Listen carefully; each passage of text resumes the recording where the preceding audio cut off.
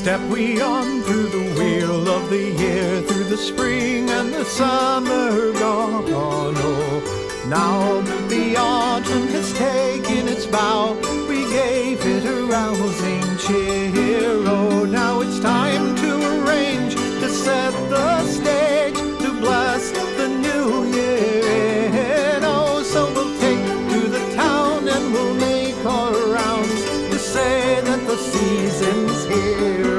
Oh, through the fallow fields, the sunlit hills, to the woodlands crowned in mistletoe, we'll stomp and sing till the valleys ring with our winter song of joy. Oh, clear the mantles, beat the rugs, and sweep the floors clean. Oh, out with the rushes and the herbs to bless the autumn time. So bid it soft to the woods to gather in the pines and the holly green. Oh, to mark the winter's turning time and to bless us all within. So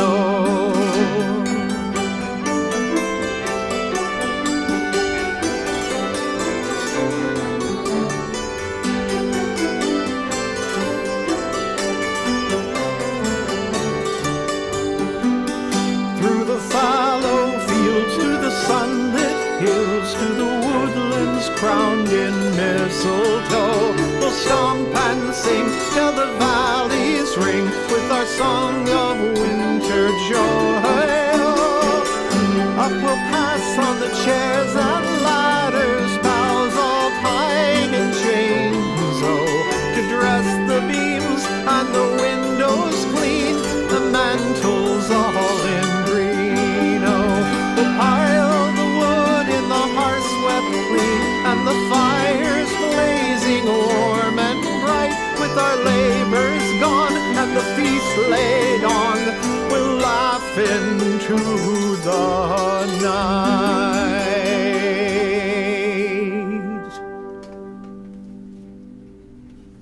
Hello, my friends. It's John Corbin Goldsberry to welcome you back to December's edition of Withy and Stone Stories, told from the heart of our little village.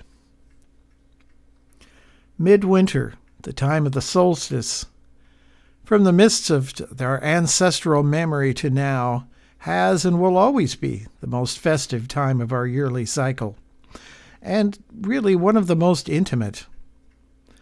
For all the rest of the year, nature lays wide the vistas of surrounding country fields, shores, mountains, and moors. But now, we bring nature into town, into our homes, and into our souls. We bring together family and friends and strangers alike at the darkest, coldest time when the sun has died, to feast and sing and dance at its rebirth. Joy fills our hearts, laughter our homes, and our eyes can always be open to witness that perfect winter's day.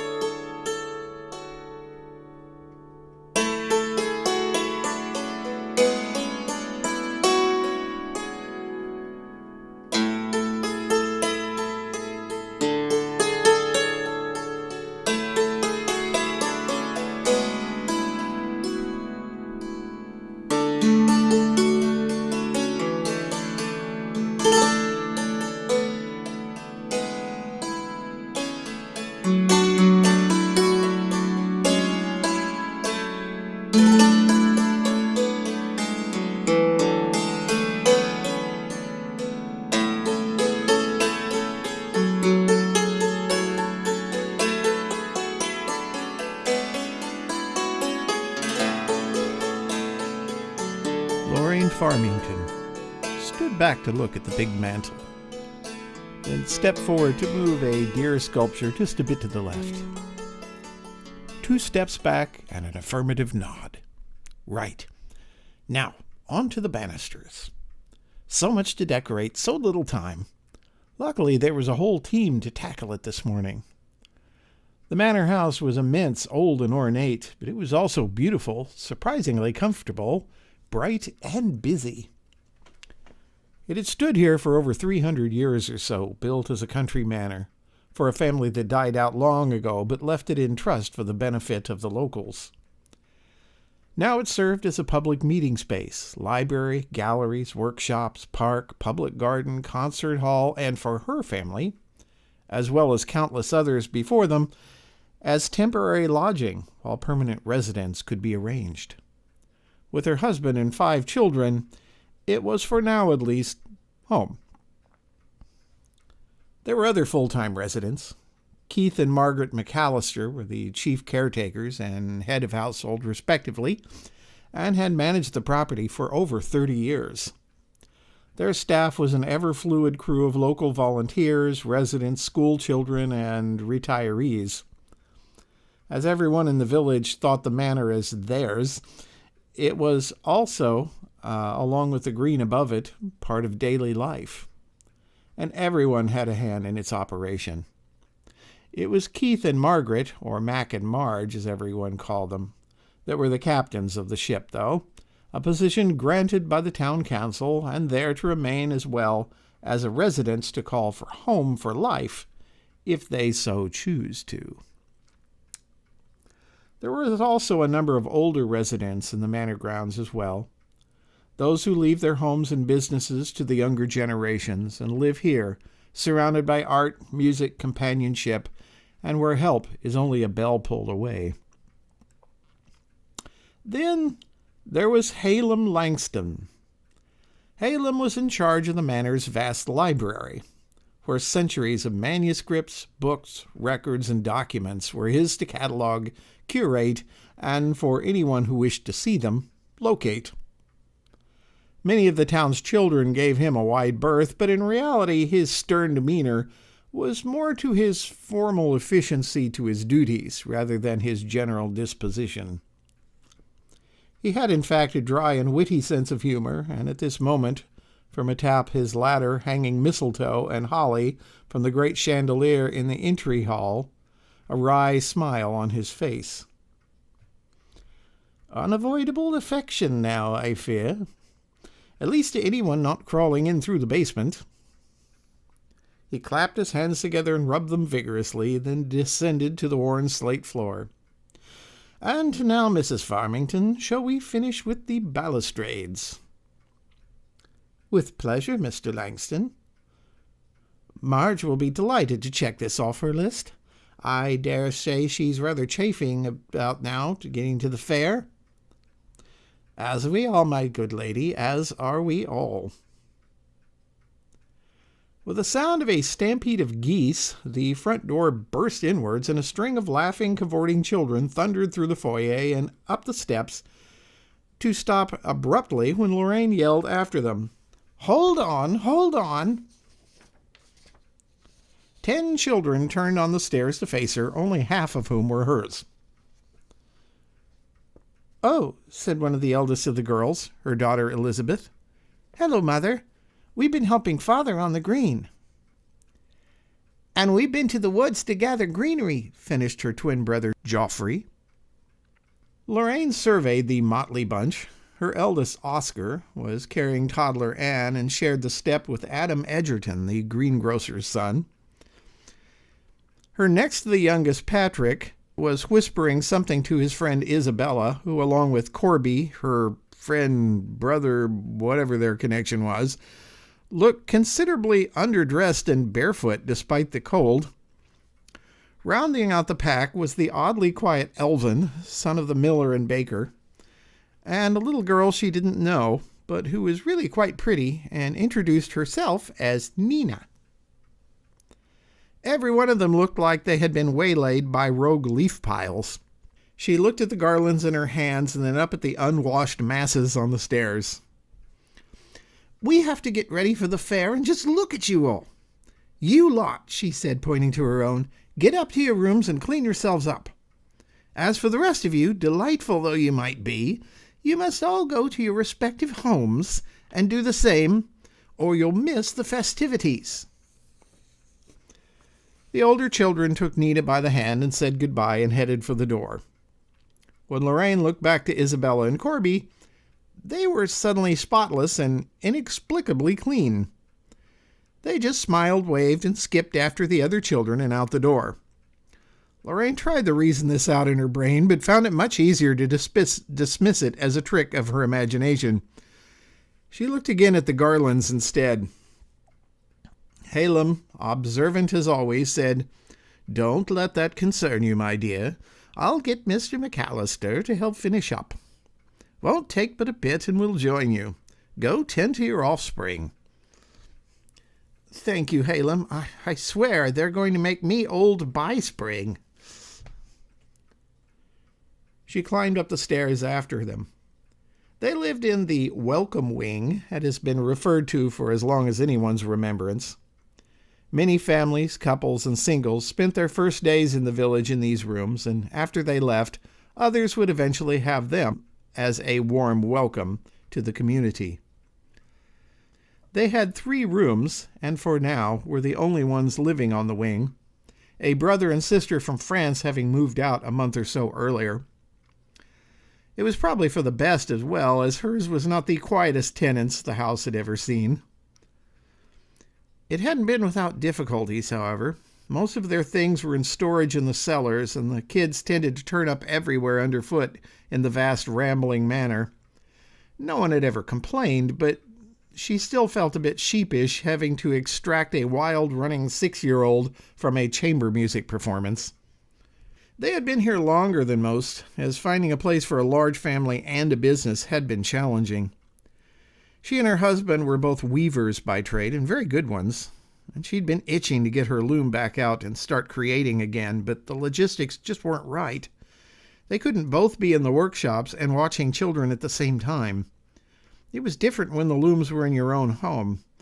Still, they had plenty of goods already, and in fact her husband Edward was on the green right now, setting up a booth to show them. She would soon join him if she could just round up all the children at the same time and get them ready for the celebrations.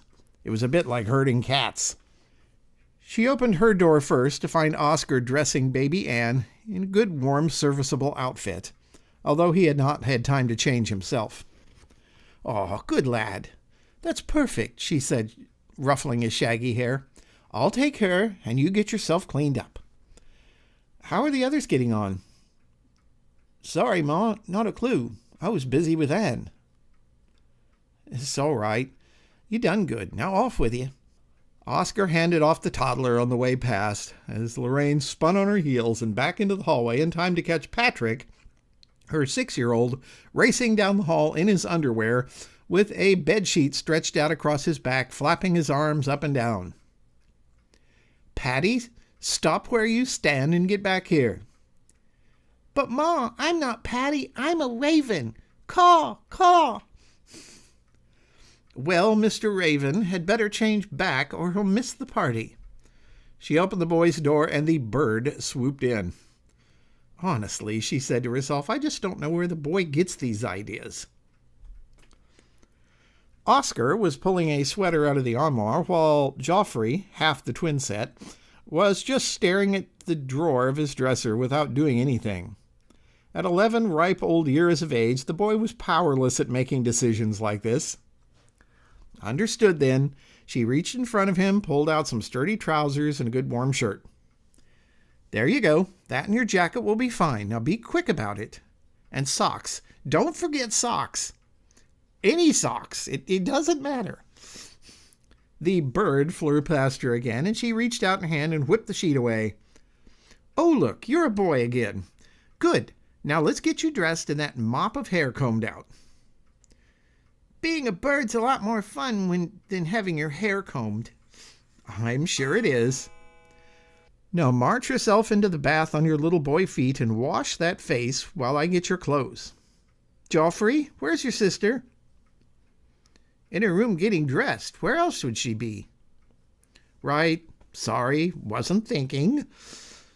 "Beth?" she yelled in the general vicinity of the hallway. "Everything all right?" Are you getting ready? A resounding silence returned from her door. She yanked some pants and a heavy smock out of Patrick's door and tossed them into the washroom. Put those on now. I'll be right back. She crossed the hall and knocked on the door. Beth, how's it going? Elizabeth. She opened the door to a bedroom without an Elizabeth in it. Now what? Lorraine said to the toddler in her arms. It was back to the boys' room again. She's not in her room. Has anyone seen Beth? Oscar was just buttoning up his jacket. I'll go look for her, Ma. No, you stay here and make sure Patrick puts the right clothes on the right parts. And please comb his hair. And Joffrey, stop staring. Any socks will do. Without missing a beat, she was out into the hall, headed for the back stairs, little Anne in one arm, just enjoying the show, when Elizabeth rounded the corner at high speed and almost knocked her down. Beth, what are you doing? We need to get going. Get in there and finish getting dressed. But Mother, she cried, I went down to the storeroom to get my good winter jacket and it's gone. You can't find your jacket? Well, just grab a regular one. No, Mother, everything's gone. There's nothing in the cellar.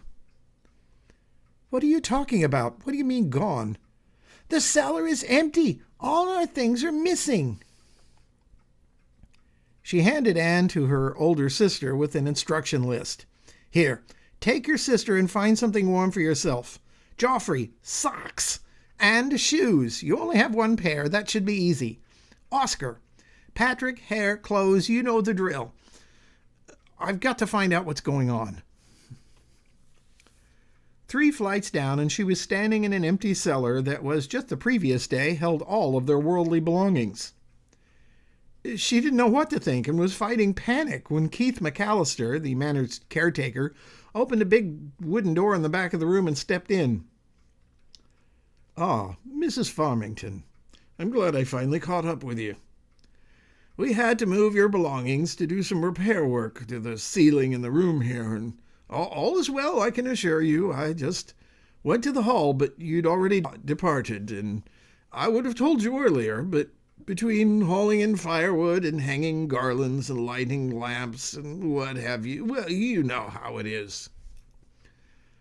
Lorraine calmed herself and tried to speak in level tones. I understand, Mr. McAllister. I wasn't sure what to think, so if you would kindly take me to our things, I'm looking for my daughter's jacket. Mac toed the stone floor like an errant child caught in generic mischief. Well, truth be told, I don't actually know where they put it at the moment. We had Phil Humphreys fetch his wagon to move them, and well, I was busy organizing and all, and you're trying to tell me you have misplaced everything we own all at once? Well, misplaced isn't really the right word. More like lost? No, not lost. Phil knows. And where is Phil? Well, truth be told, never mind. He will understandably be here for dinner. Phil is widely known for a hearty appetite. In the meantime, I shall gather my children in their not-favorite clothes and get to the market to assist my husband in bartering the weavings I can't replace without the loom that the missing farmer has moved to an unknown space. Yes, that sounds about right. Please don't be upset. This is quite temporary, I assure you. We'll have you back with your things tonight before you sleep. She closed her eyes and exhaled loudly. Oh, I am sorry, Mr. McAllister. I'm coming off like an ungrateful biddy. I do apologize, and shall try to keep my frustration from getting the better of me. There's just so much to juggle right now, and only so much a soul can bear at any one moment. I totally understand, Mrs. Farmington. No offense is taken, and none given, I assure you. And if it helps, I am to pass on a message to you from Mrs. Oliver in the kitchens that she has packed a holiday lunch for your family and has a hamper waiting for you on your way out to the market. This softened her jangled nerves even more. "Oh, how sweet. You've all been so kind to us. We really don't deserve you people." "The point is, madam, that we all deserve each other. Kindness and compassion are ours to share. That is the heart of this world, and we must not let it be forgotten." She couldn't resist giving him a big hug, which he accepted, if a bit stiffly. Suddenly she pulled back and looked in surprise. "Oh, children! I might imagine they've taken out half the third floor by now." She turned and all but ran to the cellar stairs and back up to the welcome wing to find, much to her shock and amazement, all 5 children sitting in the hall divan, neatly dressed and talking quietly, except for Anne, who was napping on Oscar's shoulder. "Well, just look at my children," she said to them with a smile. "And they're the ones waiting on me. Just a jiff, let me change, and I'll be right out." In record-breaking 5 minutes, she was clean, dressed, and back in the hall. "Well, my beautiful offspring, shall we off to the fair?" With assent all around, they all went down the back stairs in a calm and orderly fashion, and made a side trip to the massive and tall vaulted kitchens to see Mrs. Oliver. When they entered the room, she was on a stool by the fire adjusting the smoke jack. This was a mechanism that consisted of iron fan blades mounted in the chimney, which used the rising heat to turn them. Those, in turn, were attached to shafts and gears on the outside of the chimney, and to chains, then went to the 4 spits, currently filled with roasting meats in front of the big fire. The mechanism was over 100 years old and thus a bit finicky, but it was an improvement over the old wooden wheel, which still mounted high on the wall, that used to house turnspit dogs to do the same job. "That's a lot of meat," said Joffrey to nods all around. "Enough for several hundred people tonight, Master Joffrey," replied Mrs. Oliver, climbing down off the stool. "Biggest meal of the year. The other festivals all tend to get done on the green. This is the only one we cook inside, what with the weather and all. It don't look much like it'll be a problem this year, but there's been some pretty icy midwinters in the past." The little gaggle followed her to the pantry next door as she spoke. There she picked up one of the several oak-slat wooden baskets and handed one over to Oscar, who by this time had transferred little sleeping Anne to his mother's shoulders. "Here you are, dears. Now, just something to tide you over till the feast, though I'm suppose there's treats aplenty at the fair as well. I just can't abide thinking of anyone going hungry, especially today." Oscar took the hamper with a big smile and a nod as his mother thanked her profusely. Then it was out the door and through the cold. As soon as the family emerged into the world of bright sunshine, bird song, and glittering frost, the composure of the children went from quiet civility to jumps, leaps, and happy whoops.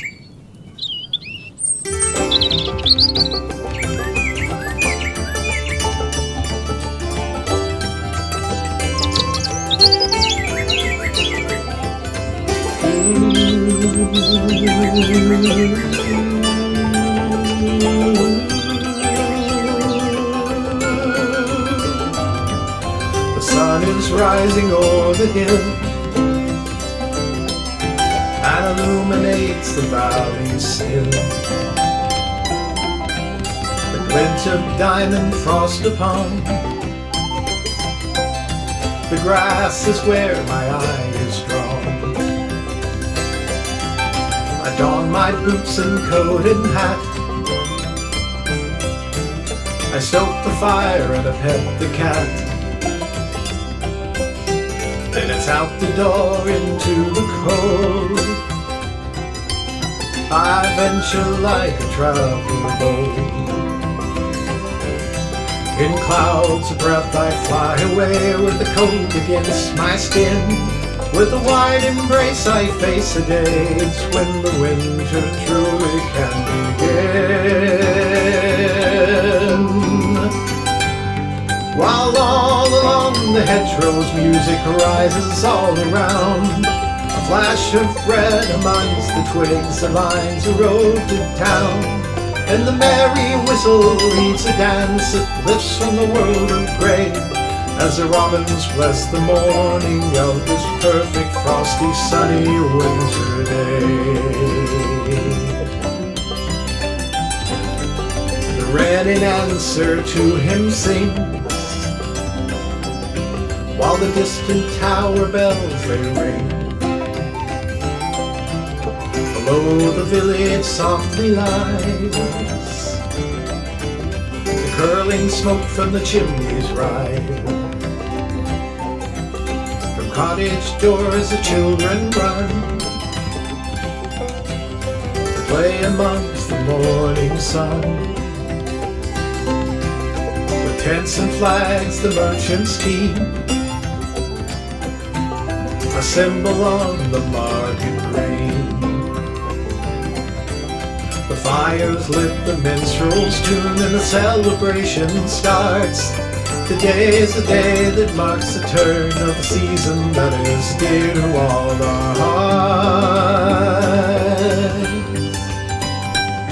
While all along the hedgerows music rises all around, a flash of red amongst the twigs that lines the road to town, and the merry whistle leads a dance that lifts from the world of grey.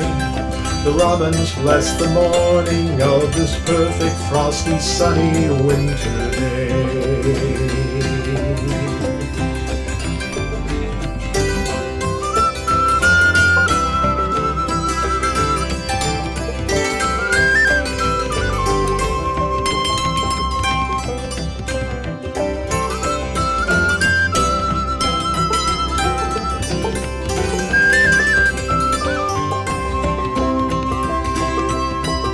So now's the time to take a chance. Won't you jump right in and join the dance? Now you can let your spirits fly, like the robins taking to the sky. In a cloud of breath you'll fly away, with the cold against your skin, with a wide embrace to face a day. It's when the winter truly can begin. While all along the hedgerows music rises all around, a flash of red amongst the twigs that lines the road to town, and the merry whistle leads a dance that lifts from the world of grey, as the robins bless the morning of this perfect frosty sunny winter day.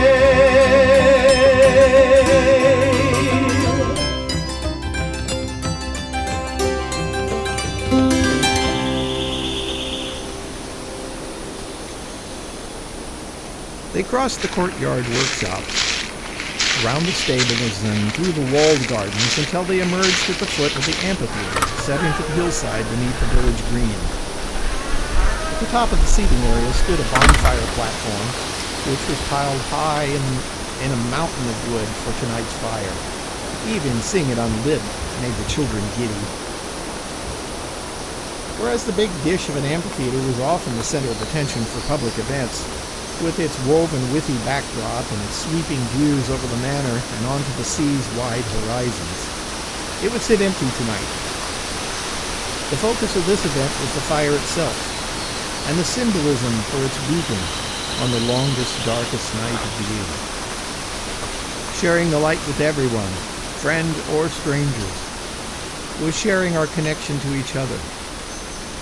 All across the country, from tiny hamlets to big cities, fires would be lit, and between them, on the country lanes and the wild moorland roads, to tracks through the lonely woodlands, lanterns would be hung, connecting the fires to each other in a web of light that reached every corner of the land, to guide the travelers, the wanderers, the lonely, and the frightened, to the warmth, safety, and companionship of the great solstice fires.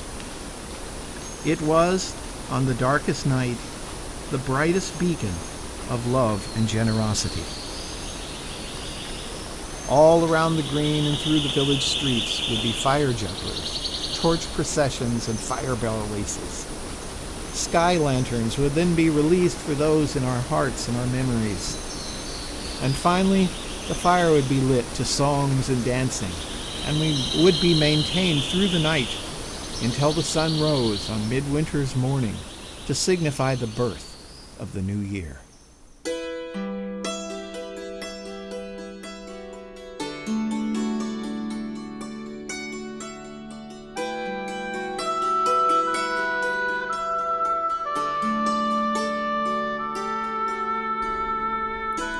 Beneath the sod the hedgehogs sleep,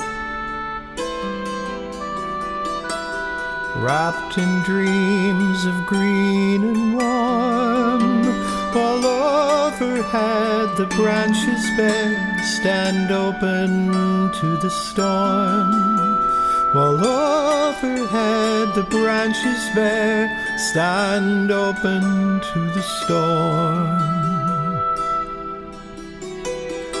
As rose of sunset fades away, and clouds come slipping from afar, they spread their wings across the sky and cover up the stars. They spread their wings across the sky and cover up the stars. A snowy owl without a sound to break the hush he flies. The shadows grow and soon the snow starts falling from the skies. The snow comes down on empty nests and artist paints in white.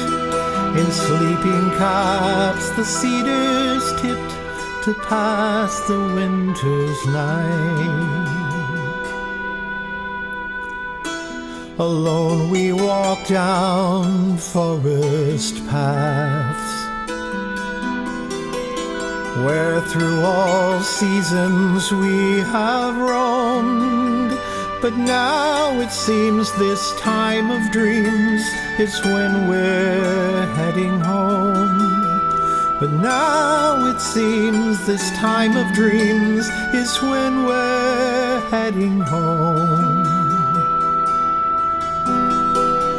O'er frozen brooks at solstice time,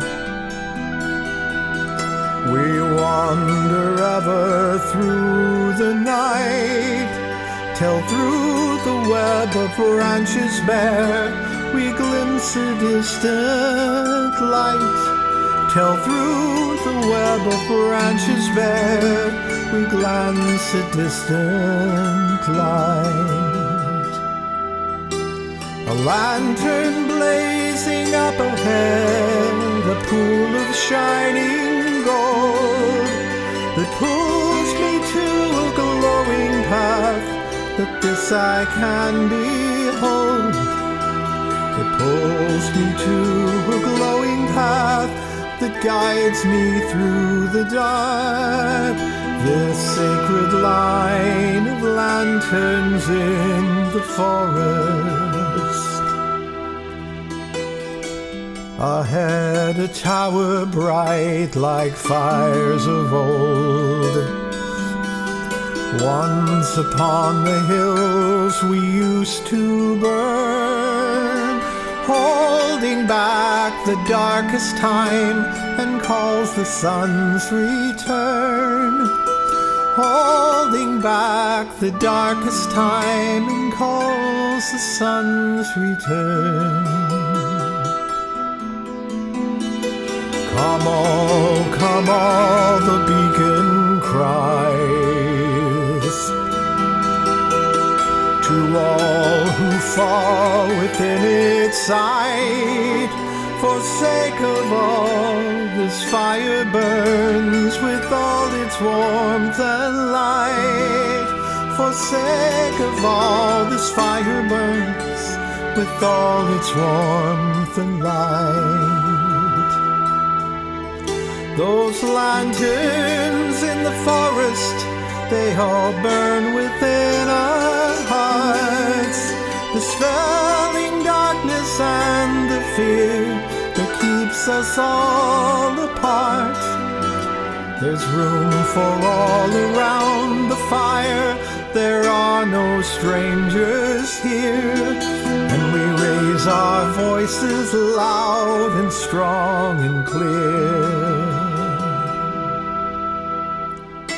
So chanced in woodlands when you walk,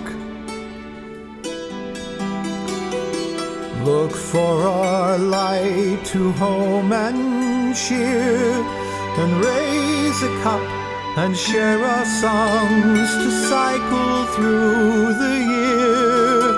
Let's raise a cup and share our songs to cycle through the year.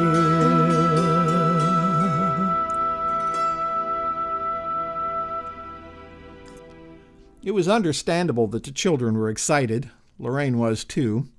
She, like everyone else, has spent their lives with these events, and this was a new community, and each community developed their own versions on the same premise. Tonight would both be familiar and brand new. And, as this was their first festival to be spent at Withy and Stone, she and her husband and children would be officially welcomed to the town. She had no idea what this entailed, but as long as she didn't have to make a speech, it would be fine. Crossing the footbridge over the canal took them into the heart of the market fair. Booths were decked with pine and holly and mistletoe. Flags fluttered in the breeze, and music was everywhere. It was busy, with lanes filled with townsfolk and visitors carrying bundles and packages. She saw one couple pass with a bolt of cloth under her arm, one of hers. Just around the corner, she came to their booth, which seemed suspiciously empty. Well, not empty per se, just empty of their cloth. In it sat her husband Edward at a small table with only a few bolts remaining in front of him and a large pile of things behind him. "Edward," she said as she approached, "you seem to be quite the salesman." "Sweetheart, I'm so glad you're here. Just look at this. It's been, what, 2 or 3 hours out here at the most? They just keep showing up with wonderful things to trade with. I mean, just look at this. Pottery and toys and candles and food, and some of it was just gifts. I mean, look at this lantern that Kirk Sellens, the blacksmith, brought us. It's covered in little delicate iron ivy leaves. And look at the little sleeping fox kits around the bottom. It's beautiful." "Father," Elizabeth piped up, "I went to the cellar and all the things were gone." "Oh, yes, sweet pea, I heard. But did no one tell you? Oh my. Phil Humphreys came in to me a while I was setting up and said something about repair work and water leaks and needing to move our things, and no one told you?" "Yes, dear, we found out. A little later than comfortable, but yes. Mr. McAllister filled me on all of it. Now, why don't you children go play for a bit while I help your father with, well, whatever's left of our table?" "Love you, Ma, Pa," said Oscar, as the children took off in search of their friends. "We love you too, and stay away from the canal. It's much too cold for swimming." Within the next 2 hours, the rest of their weavings and cloth were gone, and the pile behind them was even larger. The children returned, and they had a late lunch of finger foods from the hamper, and were just finishing up when Phil Humphreys strolled up to the booth. "The council folks asked me to fetch you over to the steps of the Guildhall for your welcome to town doings. Meanwhile, me and the boys will load up the wagon with all your things and take them back, because I don't know how long this will take." "Well, that's quite kind of you, Phil, but we have a lot of hands to carry with. We'll be fine, really." No, won't be another word about it. It's official business to tend to, and they'll be wanting to clear all this away to make room for the evening. You'll be too busy. Now scat with the lot of you." Lorraine and Edward just looked at each other and then back to Phil. "Well, all right then. I guess we're off to the Guildhall steps." Come on, children, you're in this too. They weaved their way through the crowds and the marketers who were beginning to take down their stalls to the big guild hall on the north side of the green. It was one of the largest buildings in the village proper, not counting the manor house, open on the ground level to provide a covered market space, and 2 levels on top of that, including an impressive hammer-beamed hall. On the green side was an ornate flight of stairs that led to big front doors, and on those stairs were currently standing the town guild members and the current mayor, as an appointed position that changed once a year, who this year was Elidor Meredith, who, if you were to describe a wizard, would provide the illustration. It was hard to tell how old he actually was, but it didn't seem to affect his big booming voice, which carried out across the din of the market better than any chiming bell could. Good citizens of Withianstone, gather round if you please. Gather round now, don't dawdle. We haven't got all day now, do we? And you lot, he said to the quieter tones to the family clustered at the foot of the stairs, get up here and face your fate. It was said in a tone that was not to be questioned, so they all did as he said, climbing up and turning to face the assemblage of the community that was forming on the green. Citizens of our fair village, it comes to my prerogative today to formally induct this family, the... He stopped for a moment while one of the counselors whispered in his ears, Farmingtons. The crowd clapped and cheered. Now they will begin the grueling tasks that will prove their worthiness. Lorraine turned to face the mayor. What? The mayor ignored her and continued. Do you, Farmington family, pledge to uphold the integrity of our community, to assist where needed, and to be assisted when need arises? Do you pledge to treat us all like family and forgive each other of our idiosyncrasies? Do you promise to live long, happy, productive, and peaceful lives with the understanding that if you don't, you'll miss out? Well, go on, speak up now. Do you now? Everybody say yes. The whole family looked confusedly at each other and then said, yes? And you, my good citizens, well, most of you anyway, approve of the Farmington family joining our table, so to speak. Everybody say aye. The village responded with, aye. Everybody say, took you long enough. The village responded with, it took you long enough. Elder looked down from the lofty perch 1 step higher than the Farmingtons and said, well, there you have it. You're in. Grueling, wouldn't it? What? Chimed in Elizabeth. That was it? Elidor looked a bit hurt. Well, I thought it was rather amusing. You're expecting something more? Well, fine then. He cranked up his voice again to the crowd. It seems this young lady was hoping for something more. Well, it would be a shame to dampen the spirits of our youth, so here goes. When great visitors come to us, we've been known to give a very symbolic key to the city and a very flowery speech. Well, it's far too cold for that, and besides the key doesn't really fit anything, so how about this? He reached into his coat pocket and pulled out a rather ordinary-looking key. I think you'll find this one much more practical. He handed the key to Lorraine as Edward was holding Anne, none of whom said a word, but continued staring with a shocked look in their face. Elidor looked down disapprovingly. What now? Don't you want to see your new house? You're not even curious? The crowd behind them erupted in cheers and whistles as the two parents looked at each other, smiles blooming on their faces, and fell into each other with big hugs, the children piling on the outside and jumping up and down just carefully enough not to fall down the stairs. Elidor was smiling now, too. I love it when these things work out perfectly. Then again, it has been the perfect winter day. Now, you You good people need to go see your new house and get back here in time for the ceremonies. Oh, yes, and that big banquet at the manor afterwards. Yeah. Well, your things are already in your new home, except what's still in the welcome wing, and we can move those tomorrow. The crowd parted, and Phil pulled a wagon and team up to the base of the stairs. Get in, you lot, Phil said. I said I'd get your stuff for you. I might as well get you too. They climbed into the wagon behind Phil, and the whole town waved and cheered. They headed out past Molly Burtrell's place between the hedgerows, leaving the noise and the activities of the celebration behind them. It was quiet in the lane, and the sun was slipping into twilight. They crossed the ford by the Clapper Bridge and turned right across the field, rounding a curve to the most extraordinary house they'd ever seen. It was set in and been to the road in such a way you couldn't tell where the house stopped and the grove of trees it was in started.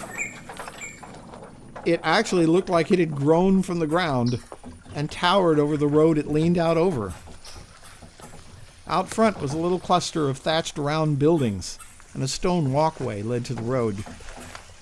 Edward looked in amazement. You know, darling, we've been walking out here before.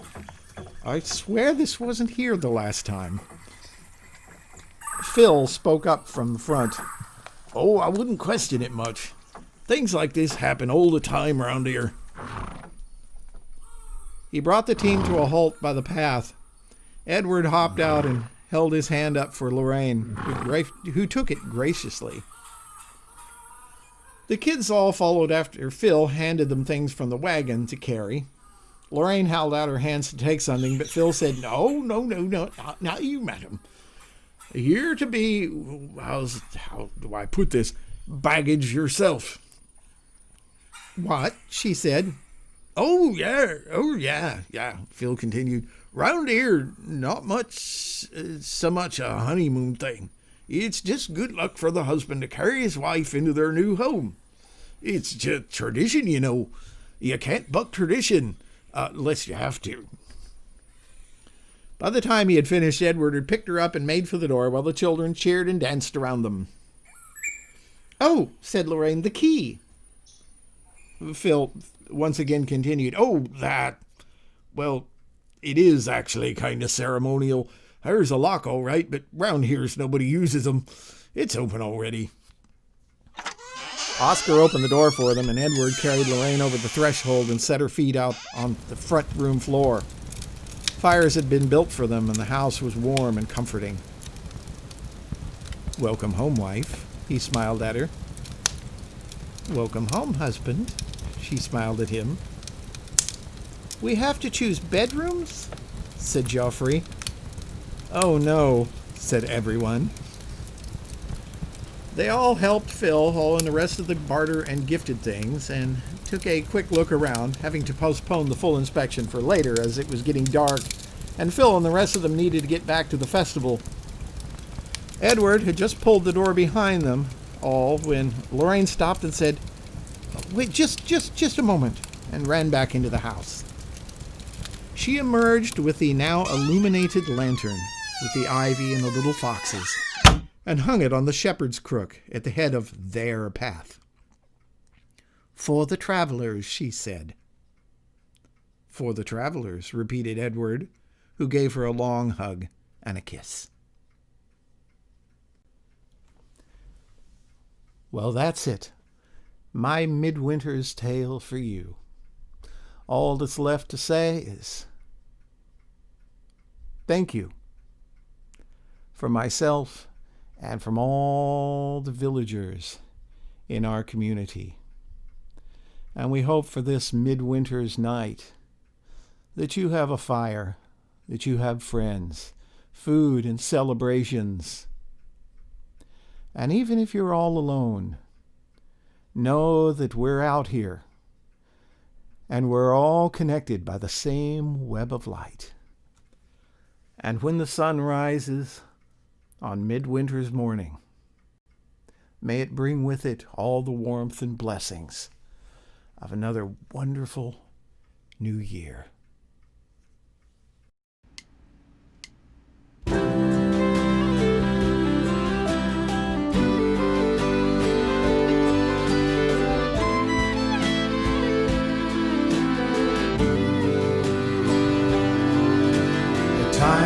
feels the world's in darkness and the sun's a million miles away. Fear and pettiness surrounds us. It's another one of endless days. Well, just know that this is all illusion, and doubt can weigh you down like stone. So reach out to all the souls around you. We may be apart, but we're never alone. Well, there's a spirit in the season that guides you in the night and lifts you to the morning light. When the snow comes down midwinter's morning and the pine boughs golden robes of white, I watch the snow midwinter's morning, and I know that I'm alright, that all the world's alright. And the snow comes down midwinter's morning, the cardinals dance amongst the trees. When the snow comes down midwinter's morning, and I'm just content to be.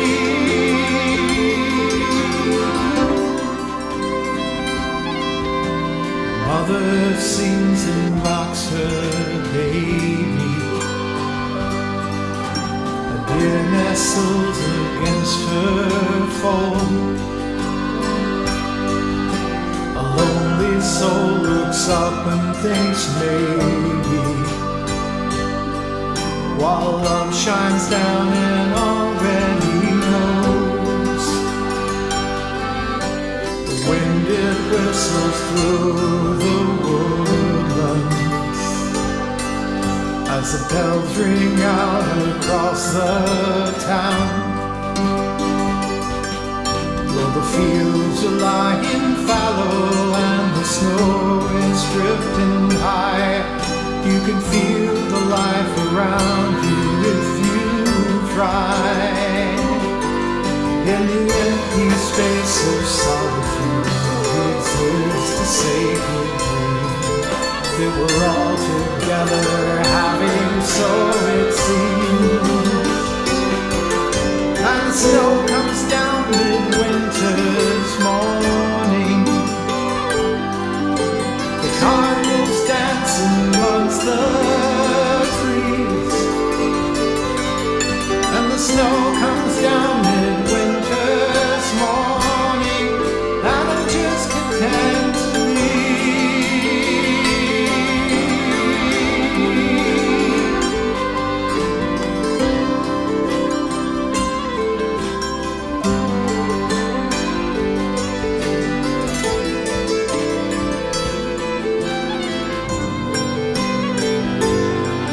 Deep on the wood, the wind is chill, but let it whistle as it will. Then laugh and sing and make good cheer, for each day comes but once, my dears, and so the seasons round they roll, through summer sun and winter's cold. Cast off your load of worldly cares, and you can dance like children if you dare. For there's a fire